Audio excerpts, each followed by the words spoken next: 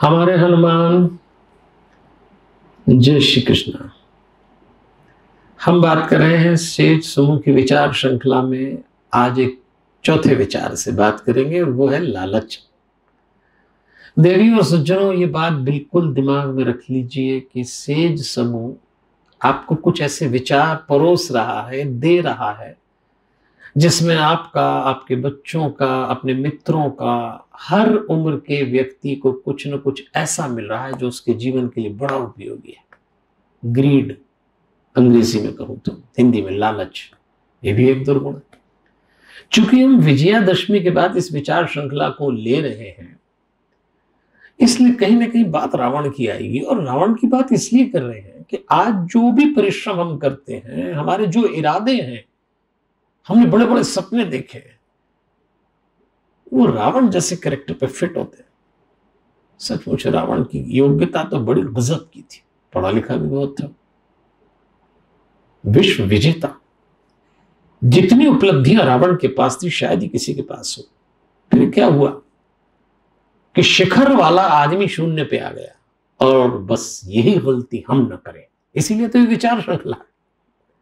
देखिए, अधिकार से ज्यादा की मांग लालच कहलाती है। लालच क्या करती है?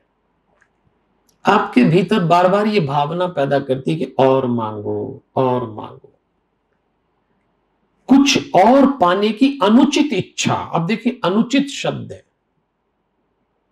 गलत तरीके से मुझे ये मिल जाए और मुझे चाहिए, बस अब इसको अपना पाने के लिए मैं कितना ही गलत करूं, ये है लालच। क्या किया जाए?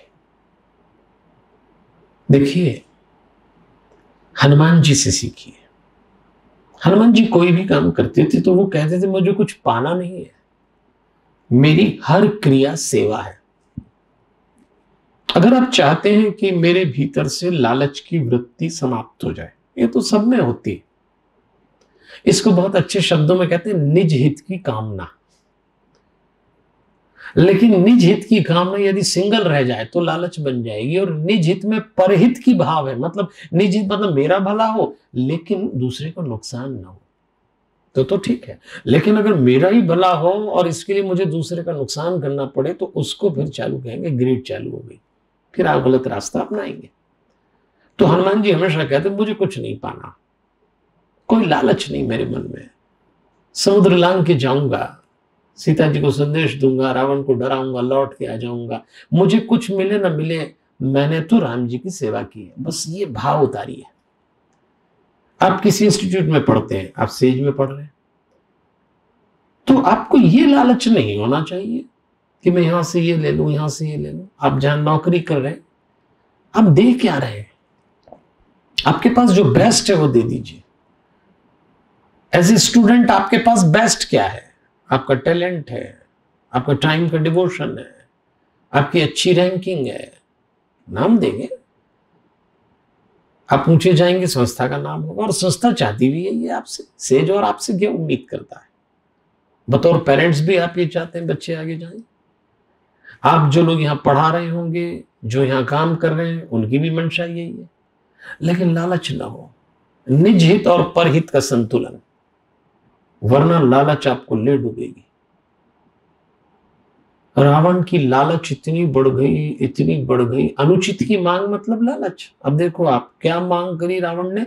सीता मुझे मिल जाए। कब मांग करी? जब सीता जी का विवाह राम जी से हो गया। लालच यदि बढ़ती चली जाए तो अपराध बन जाता है। आप किसी दूसरे की पत्नी पर अधिकार कैसे जमा सकते हैं? पर आपकी लालच अंगड़ाई ले रही है और आप उसको पूरा कर रहे हैं, तो आप अपराध कर रहे हैं। और रावण ने अपहरण का अपराध किया। इस देश में किडनैपिंग, अपहरण के अपराध का जनक कौन था? रावण। आज तक लोग, रावण वाले जो लोग हैं, वो यही कर रहे हैं। तो लालच को कंट्रोल करिएगा, नहीं तो अपराध करा देंगे। कितना लालची था। उसकी सभा में जब अंगद ने पैर पटका, अंगद दूत बन के गए थे युद्ध के पहले, आपको याद होगा, और जवान थे, तो अंगद ने कहा कि लो पैर पटकता हूं मैं, अगर तुम में से कोई मेरा पैर पीछे हटा देगा तो मैं सीता जी को यहीं छोड़ के चला जाऊंगा। देखो आप, अंगद युवा था ना, तो क्या दांव लगाया, बोले मैं सीता जी को छोड़ के चला जाऊंगा। तेरी घरवाली तो थी नहीं, घरवाली राम जी की, तुम अपना ही दांव लगा रहे हो। पर वो युवाओं में जोश होता है ना, होश नहीं होता, तो अंगद ने पैर ठोक दिया। चलो ठीक है, अंगद तो जोश में था, पर रावण कितना लालची था कि उतरा और अंगद के पैर हटाने के लिए पैर पे बैठ गया। वो रावण विश्व विजेता, जिसकी राजसभा में यम, वरुण, कुबेर, इंद्र गर्दन नीचे करके खड़े रहते हो, जिससे लोग इतना डरते हो, वो रावण लालच में आके अंगद जैसे बंदर के पैरों में बैठ गया पैर हटाने के लिए। अंगद ने पैर हटा के कहा, दूर हट, पैर मेरे क्या पड़ता, राम जी के पड़। अब बताइए, लालची आदमी इतना नीचे गिर जाता है। एक बात और कहता हूं, लालच, रावण तो चलो बुरा आदमी था, लेकिन लालच कितनी बुरी होती है। देखो हमारी जो सीता माता जी है ना, उनको लालच आ गया। स्वर्ण मृग मारीच, रावण का मामा, रावण ने उससे कहा कि तू सोने का मृग बन और निकल उधर से। रावण को पूरा भरोसा था, स्त्री मनोविज्ञान का जानकार था, तो उसने सोचा तू निकलेगा, सीता जी तुझे देखेंगी तो निश्चित रूप से मांगेंगी राम जी से, राम जी तेरे पीछे दौड़ेंगे तो आश्रम अकेला हो जाएगा, मैं अपहरण कर लूंगा। ये जो रावण जैसे कुटिल लोग होते हैं, इनकी प्लानिंग बड़ी खतरनाक होती है। लालची आदमी जब अपनी लालच को पूरा करने के लिए ताना बाना बुनता है, तो वही तो अपराध है, आपके भीतर ना आ जाए, ध्यान रखिएगा। सीता जी को लालच आ गया, अपने पति से कहती है मुझे ये स्वर्ण मृग दे दीजिए लाके।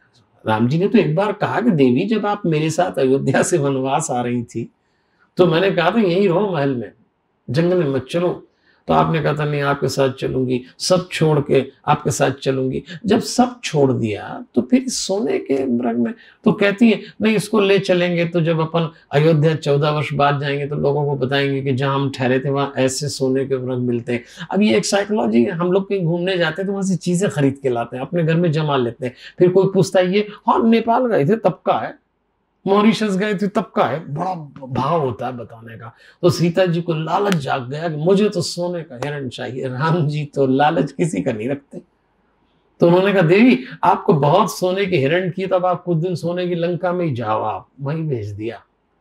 ऊपर वाला लालच का ट्रीटमेंट अपने ढंग से करता है। तो आपसे मैं निवेदन करूंगा, अपने लालच पर नियंत्रण रखना। चलिए आज एक प्रयोग भी बता देता हूं। हमारे जितने चक्र हैं ना, हमारे शरीर में 7 चक्र हैं, इसको तो आप देख लीजिएगा ऑनलाइन, अभी मैं इसको एक्सप्लेन नहीं कर रहा। तो ये जो नेवल पोर्शन है ना, नाभि, इस चक्र का एक स्वभाव है संतोष, कंटेनमेंट, इसका स्वभाव है।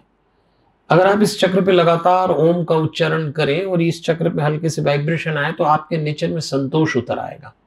और लालच की एक ही काट है, संतोष, धैर्य मिलेगा आपको मुकद्दर का, ये बावले हो जाओगे। तो ये जो आज का विषय था, लालच न करें। अगर आप लालच करते हैं आप अपराध करेंगे। अगर आपने लालच किया और अपराध न कर पाए तो उदास हो जाएंगे, थक जाएंगे, बेचैन हो जाएंगे। और आप थके, दूसरों ने मौका उठाया। क्या हुआ था, लालच की सीता जी ने, जिद की तो राम जी गए और रावण ने फायदा उठा लिया, नहीं तो अपहरण होता है क्या। किसी ने एक बहुत अच्छी बात बोली, दीवार क्या गिरी मेरे खस्ता मकान की, दीवार क्या गिरी मेरे खस्ता मकान की, लोगों ने आने जाने के रास्ते बना लिए।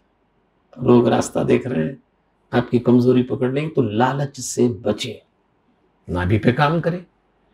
और इस सब को लेके आपके मन में कोई प्रश्न हो, आप फर्दर कोई क्वेरी चाहते हो और कोई एक्सप्लेनेशन चाहते हो, तो जो ये ईमेल एड्रेस दिया जा रहा है इस पे अपने प्रश्न दीजिए, मौका आने पे आपको जरूर उत्तर मिलेगा। मैं तो आपके साथ हूं, पूरी उम्मीद के साथ, और मेरी उम्मीद पूरे सेज समूह की उम्मीद है।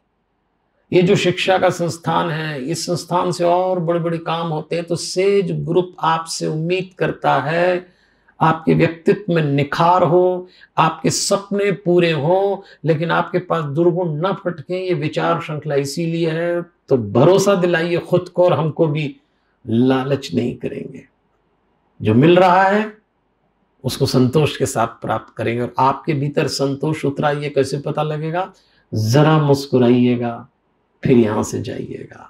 कल मिलेंगे एक और विचार के साथ। कल का विचार तो बहुत ही अच्छा है। लोगों को एक कंफ्यूजन होता है, कितना गौरव रखें, कितना गर्व करें। प्राइड और प्राउड छोटा सा अंतर है, लेकिन जिंदगी में बहुत बड़ा फलसफा है, बहुत ज्ञान मिलेगा इससे। फिर मिलते हैं एक नए विचार के साथ। हमारे हनुमान, जय श्री कृष्ण।